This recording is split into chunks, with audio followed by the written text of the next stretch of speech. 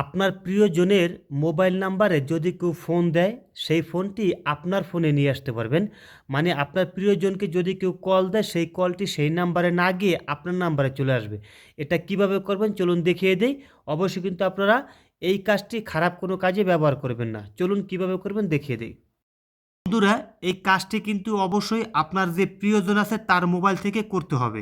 কিভাবে করবেন, তার মোবাইলটি একবার আপনার হাতে নিয়ে নেবেন, নিয়ে নেওয়ার পরে তার যে মোবাইল নাম্বার যে ডায়াল প্যাডটি আছে সেটা ওপেন করবেন। এরকমভাবে ডায়াল প্যাডটি ওপেন করবেন, তারপরে *21* তারপরে কি করবেন আপনার নাম্বারটি দিবেন। ঠিক আছে, যেমন আমি আমার নাম্বারটি দিয়ে দিলাম 01697363 ঠিক আছে।